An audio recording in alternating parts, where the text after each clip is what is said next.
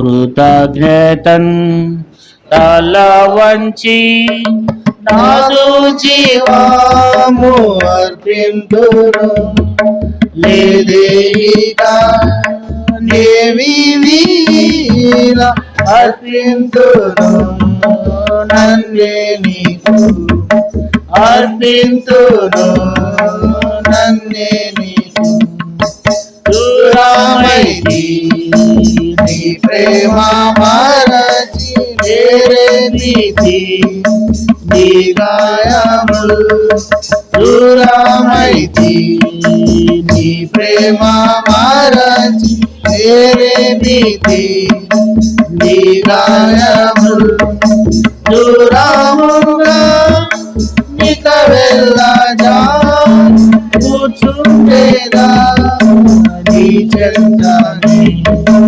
దూరముగా నిక వెళ్ళగా కూర్చుండేదా నీ చెంతనే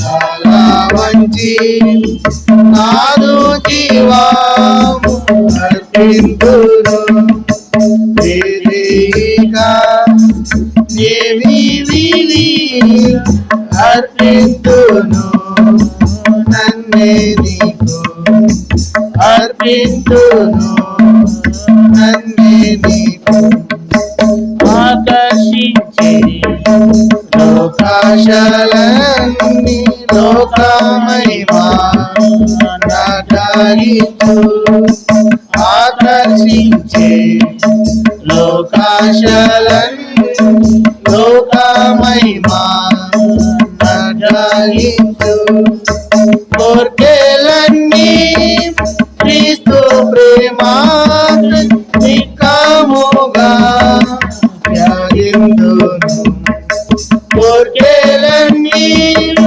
క్రీస్తు ప్రేమా నిక్కముగా త్యాగిందును తల వంచి నాదు జీవము అర్పింతును వేదిగా నేవి వీర అర్పింతును నన్నే నీకు అర్పింతును నన్నే నీకు చింతించితి గత పాపములకై ఎంతో నేను ఏడ్చుచుంటి చింతించితి గత పాపములకై ఎంతో నేను ఏడ్చుచుంటి కృతజ్ఞత సమర్పింతు బ్రతుకంతయు నీ సేవకై కృతజ్ఞత సమర్పింతు బ్రతుకంతయు నీ సేవకై తల వంచి నాదు జీవము అర్పింతును వేదిగా నేవి వీర అర్పింతును నన్నే నీకు అర్పింతును నన్నే నీకు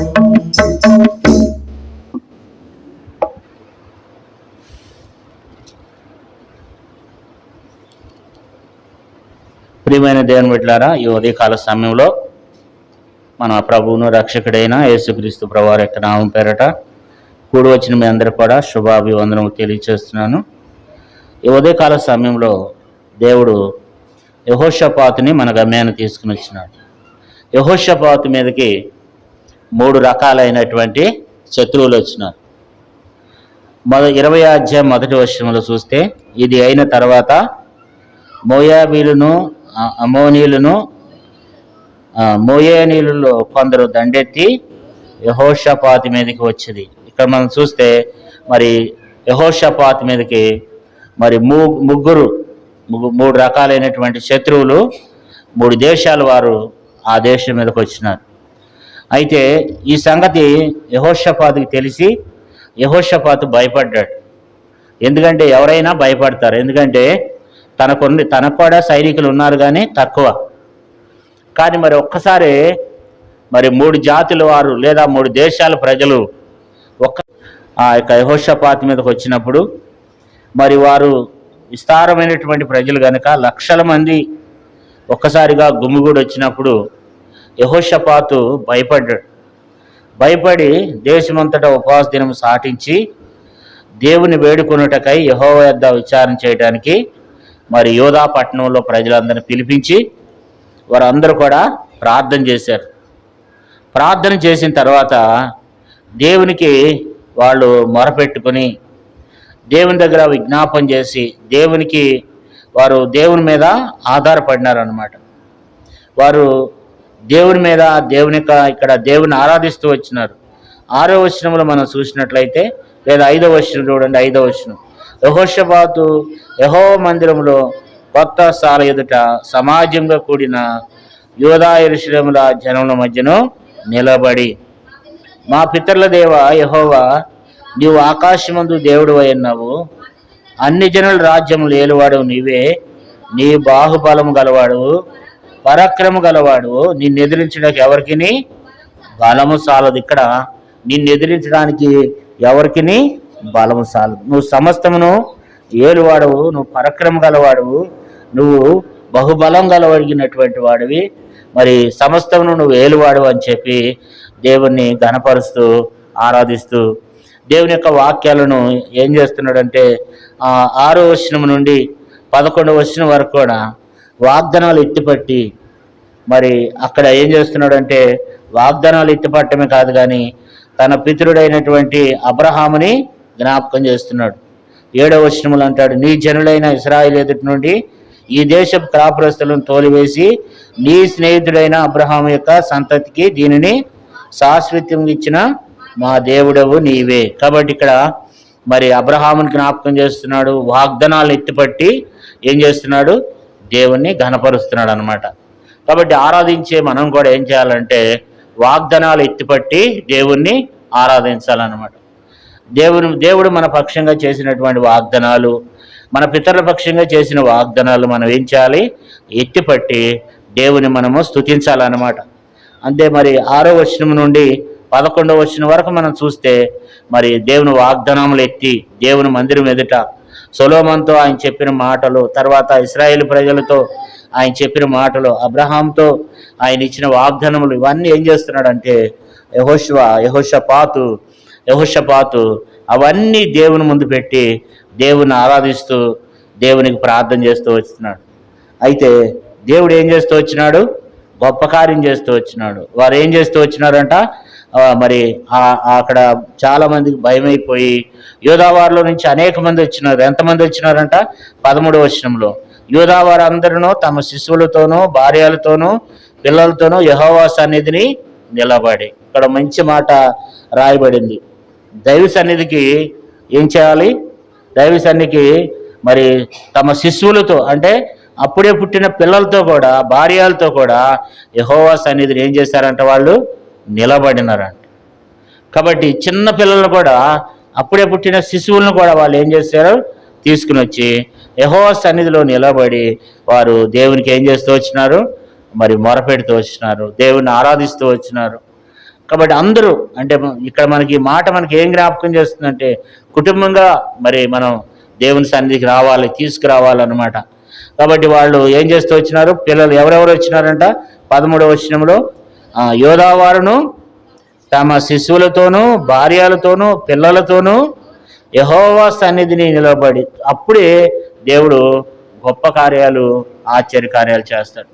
దేవుడు మన జీవితంలో ఎప్పుడు గొప్ప కార్యాలు ఆశ్చర్య కార్యాలు చేస్తాడు, సమాజంగా కూడినప్పుడు, కుటుంబములుగా వచ్చినప్పుడు దేవుడు ఆశీర్వదిస్తాడు అనమాట, దేవుడు దీవిస్తాడు అనమాట.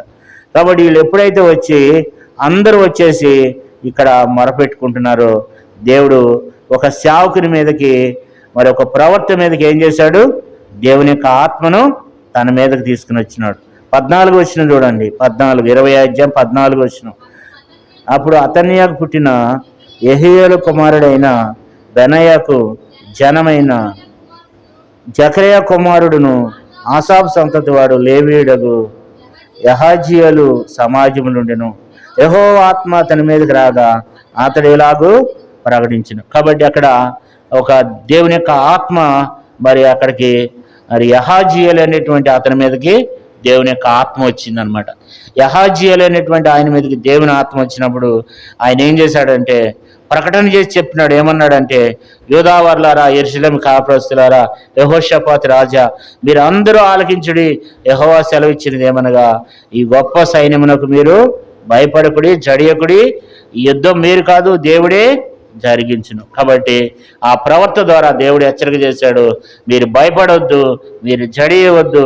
ఈ యుద్ధం ఎవరు చేస్తారు? దేవుడే జరిగిస్తాడని చెప్పినప్పుడు మళ్ళీ తర్వాత అన్నాడు 16వ వచనంలో, రేపు వారి మీదకు పోవుడి, వారు జీజు అను ఎక్కుడు మార్గమున వచ్చెదరు. మీరు యెరూయేలు అరణ్యము ముందున్న వాగు దగ్గర వారిని కనుగొందురు. ఈ యుద్ధంలో మీరు పోట్లాడాల్సిన నిమిత్తం లేదు. యూదావారులారా, యెరూషలేము కాపురస్తులారా, మీరందరూ యుద్ధ పత్తులు తీర్చి నిలబడి మీతో కూడా నా యెహోవా దయచే రక్షణ మీరు చూచెదరు. భయపడకుడి, జడియకుడి, రేపు వారి మీదకి పోవుడి, యెహోవా మీతో కూడా ఉండును. కాబట్టి మరి ఆ ప్రవర్త చెప్తూ వస్తున్నాడు, భయపడవద్దు, జడియొద్దు, మరి దేవుడి కలగజే రక్షణ మీరు చూడండి. ఈ యుద్ధంలో మీరు పోట్లాడాల్సినటువంటి అవసరం లేదు. మీరు ఏం చేస్తారంటే కేవలం యుద్ధ పద్ధతులు తీర్చి మీరు ఏం చేస్తారు? మీరు నిలబడి ఉండండి. అయితే మీతో కూడా ఉన్న యెహోవా దయచేయి రక్షణను మీరు చూస్తారు. మీరు భయపడొద్దు, యెహోవా మీతో కూడా ఉండును. దేవుడు వాళ్ళతో కూడా ఉన్నాడు. దేవుడు వాళ్ళతో కూడా ఉండి ఏం చేస్తూ వచ్చినాడు? వారి పక్షంగా దేవుడు యుద్ధం చేస్తూ వచ్చినాడు. అప్పుడు యెహోషాపాతు మరి యోధావారు వీళ్ళందరూ ఏం చేశారు? సాగిలపడినారు. ఇక్కడ మనం చూసినట్లయితే 18వ వచనం చూడండి. అప్పుడు యెహోషాపాతు సాష్టాంగంగా నమస్కారం చేశాడు. యోధావారును ఎప్పుడేం కాపురస్తులను యెహోవా సన్నిధి నిలబడి సాగిలపడి నమస్కరించిరి. కాబట్టి ఇక్కడ మరి యోధావారు, యెరూషలేము కాపురస్తులు వీళ్ళందరూ ఏం చేస్తారంటే యెహోవా సన్నిధిని సాగిలపడి ఏం చేస్తూ వచ్చినారంట? దేవుణ్ణి మరి నమస్కరిస్తూ వచ్చారు. వారు సాగిలపడి వారు దేవునికి నమస్కరిస్తూ వచ్చినారు. అక్కడ కొంతమంది ఉన్నారు. 19వ వచనంలో చూస్తే కహాతీయులు సంతతి వారు, కొరాహీలు సంతతి వారు, లేవీలు నిలబడి గొప్ప శబ్దంతో ఇశ్రాయేల్ దేవుడైన యెహోవాను స్తుతించిరి. కాబట్టి అందరూ ఏం చేస్తున్నారు? వాళ్ళు స్తుతిస్తున్నప్పుడు యెహోషాపాతు జనులకు హెచ్చరిక చేసి వారికి ఏం చేస్తూ వచ్చినాడంట? గాయకులను ఏర్పాటు చేసినాడంట. అసలు ఇక్కడ విచిత్రం ఏంటంటే, అసలు యుద్ధానికి వెళ్ళాలంటే ఏం చేయాలా? కత్తులు, గొడ్డళ్ళు, ఇవన్నీ ఆయుధాలు పట్టుకుని, ఈటెలు కదా, ఇవన్నీ తీసుకుని యుద్ధానికి వెళ్తారు. కానీ యెహోషాపాతు ఏం చేశాడంటే ఇవన్నీ ఏమి లేవు కానీ మరి ఏం చేశాడంట? 21వ వచనంలో ఏం చేశాడంట? మరియు అతడు జనులను హెచ్చరిక చేసిన తర్వాత యెహోవాను స్తుతించుటకును గాయకులను ఏర్పరిచి వారు పరిశుద్ధ అలంకారంలో ధరించుకుని సైన్యం ముందర నడుచుచు యెహోవా కృప నిరంతరముండును, ఆయన స్తుతించుడని స్తోత్రం చేయుటకు వారు నియమించిన. ఇక్కడ మనం చూస్తే గాయకుల్ని ఏర్పాటు చేస్తూ వచ్చినాడంట. వాళ్ళు ఏం చేస్తూ వచ్చినారు? పరిశుద్ధ అలంకారములు ధరించుకున్నారంట. మరి వారి దగ్గర ఎటువంటి ఆయుధాలు లేవు. వారి దగ్గర ఉన్నదాళ్ళు ఏంటంటే పరిశుద్ధ అలంకారములు ధరించుకుని మరి వాళ్ళందరూ ఏం చేస్తున్నారంటే దేవుణ్ణి స్తుతిస్తున్నారు అన్నమాట. వారు దేవుని స్తుతించడం ద్వారా దేవుడు వారి జీవితంలో ఒక గొప్ప కార్యాన్ని దేవుడు చేశాడు. అంటే దేవుణ్ణి ఆరాధించేవారు దేవుణ్ణి స్తుతిస్తుంటే, దేవుని గణపరుస్తుంటే శత్రువు సాతాను నిలవలేడు అనమాట. ఎందుకంటే మన శత్రువు ఎవరైనా ఒక వ్యక్తి మన దగ్గర ఉన్నప్పుడు, ఎవరైనా లేదా ఉదాహరణకి మీకు అర్థం కావాలంటే, నా దగ్గర ఎవరైనా ఒక వ్యక్తి ఉన్నాడు, నా దగ్గర మీరు కూడా ఉన్నారు, నాకు విరోధి నా ఎదుట ఉన్నాడు. మీరేం చేస్తున్నారంటే నా ఎదుట నా విరోధిని పొగుడుతున్నారు అనుకోండి, నాకేమైద్ది? నాకు సంతోషంగా ఉంటుందా? నాకు కోపం వస్తుంది. అంటే మనము దేవుని ఎదుట మనం నిలబడి మరి మన దేవుని మనం పొగుడుతున్నప్పుడు సాతానుడికి ఏమైందంటే వాడక్కడ నిలవలేడు అనమాట. వాడక్కడ నిలవలేడు. కాబట్టి మనం కూడా ఏం చేయాలంటే దేవుణ్ణి మన గొంతెత్తి దేవుణ్ణి ఆరాధించాలన్నమాట. దేవుడు చేసిన మేలులు, దేవుడు చేసిన ఉపకారములను మనం తలంచుకుని, యెహోషాపాతు జీవితంలో అయితే, యోదావారి జీవితంలో అయితే దేవుడు మరి శత్రువులు ఓడిస్తూ వచ్చినాడు. మన యొక్క జీవితంలో కూడా శత్రువు సాతాను మనల్ని ఎంతో ఓడిస్తానికి, మన శత్రువు ఎవరు? సాతానుడు అనమాట. కాబట్టి మరి శత్రువు సాతాను ఏం చేస్తాడు? వాడు ఏం చేస్తాడు? మన మీద అగ్ని బాణాలు వేస్తాడు. శ్రమలు, బాధలు, కష్టాలు, ఇబ్బందులు, రకరకాల సమస్యలు శత్రువు సాతాను తీసుకుని వస్తాడు. అయితే ఆ శ్రమల్లో మనం ఏం చేయాలి? దేవుని మనము స్తుతించాలి. ఆ శ్రమల్లో మనం ఏం చేయాలి? దేవుని మనం గణపరచాలన్నమాట. ఆ శ్రమల్లో మనం దేవుని ఆరాధించి, ఆ శ్రమల్లో మనం దేవుణ్ణి స్తుతించాలి కదా. కాబట్టి కష్టాలు వచ్చినప్పుడే దేవుని మనం స్తుతించాలి. కాబట్టి యుద్ధాలు వచ్చినప్పుడే దేవుని మనం స్తుతించాలన్నమాట. పోరాటాలు వచ్చినప్పుడే దేవుని మనం స్తుతించాలి కదా. చాలాసార్లు మనం ఏం చేస్తాం? మనకి ఏదైనా మేలు కలిగితేనే దేవుని మనము స్తుతిస్తామన్నమాట. దేవుడు ఏదైనా మన కుటుంబంలో గొప్ప కార్యం చేస్తే మనం స్తుతిస్తాం. అయితే దేవుడు ఏదైనా మన కుటుంబంలో అనుకున్నది చేయలేదనుకోండి, మనం దేవుణ్ణి స్తుతించకుండా మానివేస్తాం. లేదా మన కుటుంబంలో ఏదైనా నష్టం వచ్చిందనుకోండి, మనము మరి కృతజ్ఞత కూడికి పెట్టుకోం మనం. అయితే మన కుటుంబంలో బాగా మేలు కలిగి ఆశీర్వాదం కలిగితే మనం ఏం చేస్తాం? కృతజ్ఞత కూడికి పెట్టుకుంటాం. అయితే మరి ఇక్కడైతే ఏం చేస్తున్నారు వీళ్ళు? అక్కడికి ఎంతమంది వచ్చినారు? 3 రకాల ప్రజలు వచ్చినారు. శత్రువు లక్షల మంది యెహోషాపాతు మీదకి దండెత్తి వచ్చినారు. మరి భయంకరమైన శ్రమలో యెహోషాపాతు భయపడిపోయి, మరి యెహోషాపాతు దేవుని దగ్గర ప్రార్థన చేస్తూ ప్రజలందరూ సమకూరుస్తూ వచ్చినప్పుడు వారు పడినటువంటి బాధ, వారు పడిన కష్టం ఎలాంటిది? మరి అది ఎంతో భయంకరమైన కష్ట సమయం కదా. ఏమైపోతామో తెలియనటువంటి పరిస్థితి కదా. వీళ్ళు ఉన్నదేమో కొద్ది మందే, కానీ వచ్చినటువంటి జనాలు, వచ్చినటువంటి శత్రువులు, సైనికులు లక్షల్లో వచ్చినారు వీళ్ళ మీదకి. కాబట్టి ఇప్పుడు వాళ్ళని జయించాలంటే జయించగలడా? జయించలేం. అయితే ఇప్పుడు ఏం చేస్తూ వచ్చినారంటే, మనం జయించలేము కానీ దేవుడు ఏం చేస్తాడు? జయిస్తాడు. దేవుడు మనతో కూడా ఉండి, దేవుడు మన పక్షంగా ఉండి ఆయన యుద్ధం చేస్తాడు అని విశ్వాసంతో యెహోషాపాతు ఏం చెప్తున్నాడంటే, దేవుని ఆరాధించండి, దేవుని స్తుతించండి, దేవుని మహింపరచండి అని చెప్పి గాయకుల్ని ఏం చేశాడంట? గాయకులను ఏర్పాటు చేస్తూ వచ్చినాడంట. అందుకని 21వ వచనంలో, మరియు అతడు జనులను హెచ్చరిక చేసిన తర్వాత యెహోవాను స్తుతించుటకు గాయకులను ఏర్పరిచి, కాబట్టి గాయకులను ఏర్పరిచాడంట. వాళ్ళందరికీ చెప్పినాడు, మీరందరూ యాజకులతో అన్నాడు, మీరు బోర్లు వదండి అన్నాడు. అక్కడ ఉన్నటువంటి ప్రజలందరితో ఏమన్నాడు అంటే, గాయకులు పిలిపించి అన్నాడు, మీరు పాటలు పాడండి అన్నాడు. కాబట్టి ఇప్పుడు వాళ్ళు పాటలు పాడుతూ వారు ఏం చేస్తున్నారంట?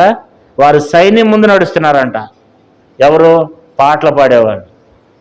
వారు సైన్యం ముందు నడుస్తుంటే అవకాడ వచ్చేవాళ్ళు భయపడతారా? శత్రువులు బాగా విపరీతంగా ఉన్నారండి. పాస్టర్ గారు బైబిల్ చంచేసుకుని ముందు పాటలు పాడుతున్నాడు అనుకోండి, శత్రువులు ఏమో భయపడతారా? శత్రువులు ముందున్నారు, మన ముందు లక్షల మంది ఉన్నారు. పాస్టర్ గారులు ఏం చేస్తున్నారంటే బైబిల్ పట్టుకుని పాటలు పాడుతున్నారు. శత్రువులు భయపడతారా? శత్రువులు భయపడరు. అయితే ఇక్కడ జరిగిన విషయం ఏంటంటే, వాళ్ళు ఏం చేస్తున్నారంట? వారు ముందు నడుస్తూ, ఎవరు ముందు నడుస్తున్నారు? 21వ వచనంలో, పరిశుద్ధ అలంకారములు ధరించుకుని సైన్యం ముందు నడుస్తున్నారంట. ఎవరు? గాయకులు. అసలు చూసిన వాళ్ళకి ఏమనిపిస్తుంది? ఇదేంట్రా బాబు, యుద్ధానికి వచ్చేవాడు కత్తులతో వాటితో వీటితో రావాలి, కానీ ఈయనేంటి పాటలు పాడుతున్నారేంటి? వీళ్ళేంటి పాటలు పాడుకుంటూ వాయిద్యాలు వేసుకుంటూ వస్తున్నారని చెప్పి వాళ్ళకు కొంచెం కూడా ఏముండదు, భయం ఉండదు. కానీ వీళ్ళు చూడండి, వీళ్ళకున్న విశ్వాసం ఏంటంటే, దేవుడు మాకు గొప్ప కార్యాన్ని చేస్తాడని చెప్పి వారందరూ ఏం చేస్తున్నారంట? వారందరూ దేవుణ్ణి ఆరాధిస్తున్నారంట. ఏమని ఆరాధిస్తున్నారంట? వారు ముందు నడుస్తూ యెహోవా కృప నిరంతరముండును, ఆయన స్తుతించడని స్తోత్రం చేయుటకు వారిని నియమించను. కాబట్టి ఇప్పుడు వాళ్ళు ఏం చేస్తున్నారు? పాటలు పాడుతున్నారంట. 22వ వచనంలో చూస్తే, వారు పాడుటకును స్తుతించుటకును మొదలు పెట్టగా యెహోవా యోధా వారి మీదకి వచ్చిన అమోనీయుల మీదను, మోయాబీల మీదను, శేయూరు మాన్య నివాసుల మీదను మాటుగండ్రను పెట్టిన కనుక వారు అతులైరి. ఇక్కడ మనం చూస్తే వీళ్ళు చేసిన పని ఏంటంటే వీళ్ళు పాటలు పాడుతున్నారు, వీళ్ళు దేవుని స్తుతిస్తున్నారు, దేవుని ఆరాధిస్తున్నారు, దేవుని గణపరుస్తున్నారు. అయితే వీళ్ళు ఎప్పుడైతే పాడుటకును స్తుతించడానికి ఎప్పుడైతే మొదలు పెడుతూ వచ్చినారో శత్రు పని ఎవరు చేస్తున్నాడు? దేవుడు చేస్తున్నాడు. వీళ్ళ పక్షంగా దేవుడే యుద్ధం చేస్తున్నాడు. దేవుడే వాళ్ళ మీద మాటుగాండ్రం పెట్టినాడు. మాటుగాండ్రం అంటే అర్థం ఏంటంటే వీళ్ళు సాటును ఉంటారన్నమాట, వీళ్ళు కనిపించరు. శత్రువులు యుద్ధానికి వచ్చినప్పుడు మాటుగాళ్ళు ఉంటారు. మాటుగాళ్ళు అంటే సాటును ఉంటారు అనమాట. సాటును వాళ్ళు ఉన్నారనే విషయం తెలియదు, ఉండాది మన కళ్ళ ముందు కనబడే వీళ్ళని అనుకుంటాం. ఇప్పుడు మనం ఇక్కడ ఇంతమంది నిలబడి ఉన్నా మనం అనుకుంటాము మనందరం ఇంతమంది అని అనుకుంటాం. కానీ మనకు కనపడకుండా కొంతమంది సాటును ఉంటారనమాట. వాళ్ళు క్షణంగా మీదకు వస్తారు, క్షణంగా ఏం చేస్తారు? మరి కొడతారనమాట. అది మాటుగాండ్రు అంటే. కాబట్టి ఇప్పుడు మాటుగాండ్రుని ఏం చేశాడంట? ఎవరు పెట్టినారు? దేవుడే వారి మీద ఏం చేశాడంట? మాటుగాండ్రు పెట్టినాడంట కదా. కాబట్టి దేవుడు ఏం చేశాడంట? మాటుగాండ్రు పెట్టినాడంట. కనుక వాళ్ళు ఏమయ్యారంట? అతులైనారంట. 23వ వచనం చూడండి. అమోనీయులను, మోయాబీలను, షేరు మాన్య నివాసులను బొత్తిగా చంపి నిర్మూలం చేయవలనని పొంచి ఉండి వారి మీద పడిని. వారు షేరు కాపురస్తులను కడముట్టించిన తర్వాత తమలో ఒకరినొకరు ఏం చేస్తూ వచ్చినారంట? చంపుకోవడానికి మొదలుపెట్టినారు. వాళ్ళకు వాళ్ళే పొడుచుకున్నారంట. వాళ్ళకు వాళ్ళే కొట్టుకుని ఏం చేశారు? వాళ్ళకు వాళ్ళే పొడుచుకుని చనిపోయినారు. అంటే దేవుడు అక్కడ ఏం చేశాడు? వాళ్ళకి మబ్బు కలగజేశాడు. వారి కన్నులకు మబ్బు కలగజేసినప్పుడు ఎవరెవరు కొడుతున్నారో కూడా వాళ్ళకి అర్థం కాలేదు. అక్కడ జరిగింది ఏంటంటే దేవుడేళ్ళు వాళ్ళతో ఫైట్ చేశాడు. కారణం ఏంటంటే దేవుడు అక్కడ ఉన్నటువంటి ప్రజలకు, వచ్చిన శత్రువులకు దేవుడు ఏం కలగజేశాడు? మబ్బు కలగజేశాడు. వాళ్ళు ఎవరిని పొడుస్తున్నారో కూడా వాళ్ళకి అర్థం కావట్లేదు. వచ్చిన వాడు మనవడా లేకపోతే ఇంకొకరు ఎవరు అనేది వాళ్ళకి అర్థం కాక ఒకళ్ళకొకరిని వాళ్ళు ఏం చేశారంట? వాళ్ళకు వాళ్ళే వచ్చిన వాళ్ళు ఒకరినొకరు చంపుకోవడానికి మొదలు పెట్టారంట. కాబట్టి వచ్చి చూస్తే అక్కడ 24వ వచనం రాయబడింది ఏంటంటే, వారు వచ్చి చూడగా సైన్యం తట్టి చూస్తే శవములై నేలన పడి ఉన్నారంట. ఒక్కడు కూడా తప్పించుకోలేదంట.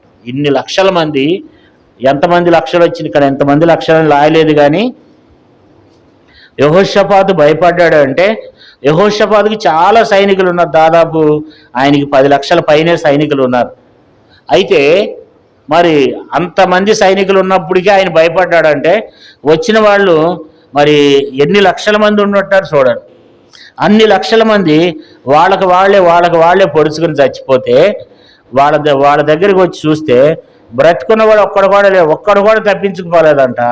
అయితే 25వ వచనం ఏం చెప్తుందంటే, యెహోషాపాతును అతని జనులను వారి వస్తువులను దోచుకుంటూ దగ్గరకు రాగా ఆ శవల మీద విస్తారమైన ధనమును, ప్రశస్తమైన నగలను కనపడిను. వారు తమకు ఇష్టమైనంత మట్టుకు తీసుకుని తాము కొనుకోగలిగిన దానికంటే ఎక్కువగా వలుసుకునేది. కొలసము అతిస్తారమైనందున దాన్ని కూర్చుకున్నటకు 3 దినములు పట్టెను. ఇక్కడ 3 దినాలు పట్టిందంట. వాళ్ళు బంగారం వేరుకున్నారంట. బంగారం, వాళ్ళ దగ్గర ఉన్న నగలు. ఇక్కడ ఏం రాయబడిందంటే ప్రశస్తమైన ధనమును, విస్తారమైన ధనమును, ప్రశస్తమైన నగలు. విస్తారమైన ధనం అంట, ప్రశస్తమైన నగలంట. అన్ని లక్షల మంది శవాలు ఆ శవాల మీద పడి వాళ్ళ దగ్గర ఉన్నటువంటి ధనాన్ని తీసుకుంటుంటేనంట, మరి దాన్ని అంతటిని సమకూర్చుకోవడానికి వారు తమకిష్టమైనంత మటుకు తాము మొయ్యగలిగిన కంటే కూడా ఎక్కువగా ఏం చేశారంట? ఒలుసుకుంటూ వచ్చినారంట. వాళ్ళ దగ్గర ఉన్నటువంటి వాటి అన్నింటినీ తీసుకోవడానికి 3 దినాలు పట్టిందంట. కారణం ఏంటంటే ప్రశస్తమైన నగలు, విస్తారమైన ధనము వారు కూర్చుకుంటూ వచ్చినారు కదా. ఇవన్నీ దేవుడే ఇచ్చినాడు వాళ్ళకి. ఎవరు తీసుకొచ్చారు? ఆ వెండి బంగారములు, ఆ నగలు, ఆ ధనం ఎవరు తీసుకొచ్చారు? దేవుడే తన ప్రజలకు అప్పగించినాడు. దేవుడే తన ప్రజలకు అదంతా అప్పగించినాడు. విస్తారమైన ధనమును, ప్రశస్తమైన నగలను వారికి కనపడిను. వారు తమకు ఇష్టమైనంత మటుకు ఏం చేస్తూ వచ్చినారంట? తీసుకుని మరి తాము కొనుక్కోగలిగిన దానికంటే, అంటే మొయ్యగలిగిన దానికంటే కూడా, తన ఇంటికి తీసుకెళ్ళిన దానికంటే కూడా ఎక్కువగా ఒలుసుకుని అంత విస్తారమైన ధనాన్ని వాళ్ళు ఏం చేశారు? సమకూర్చుకున్నారు. అయితే వారు ఏం చేస్తూ వచ్చినారంట, 3 దినాలు పట్టిందంట. అయితే 4వ రోజున వాళ్ళు ఏం చేశారంటే 26వ వచనంలో, 4వ దినమున వారు బెరాక లోయలో కూడిరి. అక్కడ వారు యెహోవాకు కృతజ్ఞతాస్తుతులు చెల్లించినందున నేటి వరకును ఆ చోటికి బెరాక లోయ అని పేరు. కాబట్టి వారు దేవుణ్ణి ఆరాధిస్తూ వచ్చినారు. 4వ దినాన వారందరూ బెరాక లోయలో కూడి వారు ఏం చేశారంటే అక్కడ దేవునికి కృతజ్ఞతాస్తుతులు చెల్లించారు. దేవుడు చేసిన మేలులకు, దేవుడు చేసిన ఉపకారాలకు వారు ఏం చేశారంటే దేవుణ్ణి ఆరాధిస్తూ వచ్చారు. దేవునికి వారు కృతజ్ఞతాస్తుతులు వారు చెల్లిస్తూ వచ్చారు. దేవుణ్ణి వారు గణపరుస్తూ వచ్చినారు అన్నమాట. కారణం ఏంటంటే దేవుడే వారి పక్షంగా ఏం చేశాడు, దేవుడు వారి జీవితంలో దేవుడు వారికి గొప్ప రక్షణ కలుగజేశాడు. శత్రువుల నుండి గొప్ప రక్షణ దేవుడు ఏం చేశాడంట. చూడండి, మన 17వ వచనంలో మనం చూస్తే, 17వ వచనం, యుద్ధంలో మీరు పోట్లాడవలసిన నిమిత్తం లేదు, యోధావర్లారా యెరూషలేము కాపురస్తులారా నిలబడి మీతో కూడిన యెహోవా దయచేసే రక్షణ మీరు చూచెదరు. ఇక్కడ మనం చూస్తే వారికి దేవుడు గొప్ప రక్షణ కలుగజేసినాడు. వారందరినీ కూడా శత్రువుల యొక్క ఆ బలం నుండి దేవుడు వారిని నడిపించి దేవుడు వారికి గొప్ప రక్షణ కలుగజేశాడు. అంతేకాదు, రెండో విషయం ఏంటంటే దేవుడు వారితో కూడా ఉన్నాడు. యెహోవా మీతో కూడా ఉండును. దేవుడు వారితో కూడా ఉన్నాడు, వారికి రక్షణ కలుగజేసినాడు. తర్వాత వారితో కూడా ఆయన ఉన్నాడు. తర్వాత మరి మూడో విషయం ఏంటంటే దేవుడు వారికి జయం కలుగజేశాడు. 27వ వచనం చూడండి, ఇలాగున యెహోవా వారి శత్రువుల మీద వారికి జయము అనుగ్రహించి వారిని సంతోషపరిచిన గనుక యెరూషలేములో ఉత్సవంతో మరలవలనని యోధా వారును యెరూషలేము వారును వారందరికి ముందు యెహోషాపాతు సాగి వెళ్ళింది. ఇక్కడ మనం చూసినట్లయితే దేవుడు వారికి ఏం చేస్తూ వచ్చినాడంట, ఇలాగున యెహోవా వారి శత్రువుల మీద వారికి జయము అనుగ్రహించి సంతోషింపజేశాడు. దేవుడు ఏం చేశాడంట, జయము అనుగ్రహించినాడంట. ఒకటి రక్షణ కలుగజేసినాడంట, రెండోది ఆయన కూడా వాళ్ళతో పాటు ఉన్నాడంట, మూడోది జయం దయచేశాడంట, నాలుగోది సంతోషపరిచినాడంట దేవుడు. వారు ఇప్పుడు పెద్ద ఉత్సవం చేసుకుంటున్నారు అన్నమాట. అంతేకాదు, మరి దేవుడే వారి పక్షంగా యుద్ధం చేశాడంట. దేవుడే వారి పక్షంగా యుద్ధం చేశాడు. 29వ వచనం చూడండి, 29వ వచనం, ఇశ్రాయేలు శత్రువులతో యెహోవా యుద్ధం చేసినని దేశముల రాజ్యముల వారందరూ వినక దేవుని భయం వారందరి మీదకి వచ్చెను. అంటే దేవుడే వారి పక్షంగా ఏం చేశాడు, యుద్ధం చేశాడంట. దేవుడే వారి పక్షంగా ఇశ్రాయేలుల శత్రువులతో యెహోవా యుద్ధం చేసినని దేశముల రాజ్యముల వారందరూ వినగా దేవుని భయం వారందరి మీదకి వచ్చెను. వారందరూ ఆశ్చర్యపోతున్నారంట. ఎంతమంది సైన్యం వెళ్తే, ఇన్ని లక్షల మంది యెహోషాపాతు మీదకి వెళ్తే, యెహోషాపాతు యోధావారు చిన్నవారు కదా, వాళ్ళు ఇంతమందిని ఎట్ట గెలవగలిగినారు, వాళ్ళు ఇంతమంది మీద వీళ్ళకి ఎలా జయం కలిగిందంటే వాళ్ళు ఆలోచిస్తూ వచ్చినారంట. ఇశ్రాయేలు శత్రువులతో యెహోవా యుద్ధం చేసినని దేశముల వారందరూ విన్నారంట. యుద్ధం ఎవరు చేశారంట, దేశం వారందరూ. ఇశ్రాయేలు దేవుడే యుద్ధం చేశాడని దేశముల వారందరూ వినగా వారందరి మీదకి దేవుని భయం వచ్చిందంట. వారి చుట్టూ ఉన్న వారికి ఇంకా మనం చూస్తే 30వ వచనంలో, ఈ ప్రకారం దేవుడు చుట్టూ ఉన్న వారిని జయించి అతనికి నెమ్మది అనుగ్రహించినగా యెహోషాపాతు రాజ్యము నెమ్మదిగా ఉండెను, నిమ్మలముగా ఉండెను. యెహోషాపాతుకి దేవుడు నెమ్మది దయచేశాడంట. కాబట్టి దేవుడు రక్షణ దయచేశాడు, దేవుడు వారితో కూడా ఉన్నాడు, దేవుడు వారికి జయం కలుగజేశాడు, దేవుడు వారిని సంతోషింపజేస్తూ వచ్చినాడు, దేవుడు వారి పక్షంగా యుద్ధం చేశాడు, దేవుడు వారికి నెమ్మది కలగజేశాడు. కాబట్టి ఇప్పుడు వాళ్ళందరూ ఎక్కడ కూడి ఉన్నారు, ఇప్పుడు వారు బెరాక లోయలో ఉండి వారు దేవుణ్ణి ఏం చేస్తున్నారు, ఆరాధిస్తున్నారు. ఇది యెహోషాపాతు విషయంలో దేవుడు చేసినటువంటి గొప్ప కార్యం. అయితే మన విషయాలు ఏంటి, దేవుడు మన పక్షంగా ఏం చేసినాడు? ఇప్పుడు మన పక్షంగా మనం ఆలోచిద్దాం. మన పక్షంగా దేవుడు ఏం చేశాడంటే, మరి యెహోషాపాతు కంటే ఎక్కువైన కార్యము మన పక్షంగా చేశాడు. మన పక్షంగా దేవుడు ఏం చేశాడంటే మనందరి కొరకు తన కుమారుడైన యేసు ప్రభు ఈ లోకానికి వచ్చినాడు. దేవాతి దేవుడే, మనల్ని సృష్టించిన సృష్టికర్తే ఈ భూమి మీదకి వచ్చాడు మన కొరకు. మనందరినీ కూడా లోకంలో పాపం అనే దాస్యములో భయంకరమైనటువంటి నిత్య నరకానికి వెళ్ళాల్సినటువంటి మనలను, నశించిపోతున్న మనములను, పాపముల చేత అపరాధముల చేత సచ్చినటువంటి మనల్ని రక్షించడానికి తన కుమారుడిని మన కొరకు ఈ లోకాన్ని పంపించాడు. తన కుమారుడైన యేసు ప్రభువారిని మనందరి కొరకు ఈ భూమి మీదకు పంపించాడంటే వాళ్ళకంటే కూడా ఎక్కువైనటువంటి కార్యం దేవుడు మనడలు చేశాడు. అంతేకాదు, దేవుడు మనకు గొప్ప రక్షణ అనుగ్రహించి, దేవుడు మనల్ని కాపాడుతూ, దేవుడు తన శరీరాన్ని తన రక్తాన్ని మనకిస్తూ, దినదినం మనల్ని పోషిస్తూ, వారం వారం ఆత్మీయ ఆహారం మనకిచ్చి మనల్ని పోషిస్తూ మనల్ని కాపాడుతూ ఉన్నాడు. మనకున్నటువంటి బలహీనతల నుంచి మనల్ని స్వస్థపరిచి, మనకు ఆరోగ్యం ఇచ్చి, ఆయుషిచ్చి, మరి శత్రువైన సాతాను మన మీద కూడా ఎన్నో రకాలైనటువంటి అగ్నిబాణాలు మన మీద వేస్తుండగా, ఎన్నో రకాలైనటువంటి దుష్టుడు కార్యం చేస్తుండగా, మనం ఒకటి అనుకుంటే శత్రువు ఇంకొకటి చేస్తుండగా, దేవుడు మన ఎడల తన కృపను చూపుతూ, దేవుడు మన ఎడల ఎన్నో గొప్ప గొప్ప మేలులు ఆశ్చర్యకార్యాలు చేస్తూ వచ్చినాడు. ఈ దినాన్ని మనం దేవుని ఆరాధిద్దాం. యెహోషాపాతు జీవితంలో అయితే మరి అంతమంది శత్రువులు ఉన్నారు. వారందరూ ఎవరంటే వారు శరీర సంబంధమైనటువంటి శత్రువులు. వాళ్ళతోనే దేవుడు యుద్ధం చేసి తన ప్రజల పక్షంగా దేవుడు కార్యం చేశాడు. అలాగే మన పక్షంగా కూడా దేవుడు మరి ఎంతో సహాయం చేసి మన ఎడల కూడా ఎన్నో మేలులు ఉపకారాలు చేస్తూ వచ్చినాడు. ఈ ఉదయకాల సమయంలో మరి ఈజీగా మనం ఆరాధన చేయడానికి రెండు మాటలు మనం అర్థం చేసుకోవాలి. ఏంటంటే, ఒకటి, దేవా యెహోషాపాతు పక్షం నుండి యుద్ధం చేసినట్లుగా నా పక్షంగా, నా కుటుంబ పక్షంగా కూడా ఇంతవరకు ఉన్నావు. దేవా, నా కొరకే ఇంకా ప్రాణం పెట్టి తిరిగి లేచినావు, నా కొరకు ఇంకా అద్భుతం చేసేవని చెప్పి మనం దేవుణ్ణి ఆరాధన చేద్దాం. దేవా, యెహోషాపాతు విషయంలో యెహోషాపాతు పక్షంగా, యోదావారి పక్షంగా ఎన్నో మేలులు చేస్తూ వచ్చావు. అయితే నా పక్షంగా కూడా ఎన్నో మేలులు ఉపకారాలు చేస్తూ వచ్చావు. నా కొరకు ప్రాణమే పెట్టావు, నన్ను తిరిగి రక్షించుకున్నావు, నన్ను పరిశుద్ధుడిగా చేసి నీ మందిరంలో నిలబెట్టి నీ బిడ్డగా నన్ను చేసుకున్నావు, నాడలు ఎన్నో మేలులు చేసావు అని చెప్పి దేవుడు నీ ఎడలు చేసిన మేలులు దేవుని సన్నిధిలో మనం ఎత్తిపట్టి దేవుని మనము ఆరాధించి దేవుని మనం స్తుతిద్దాం.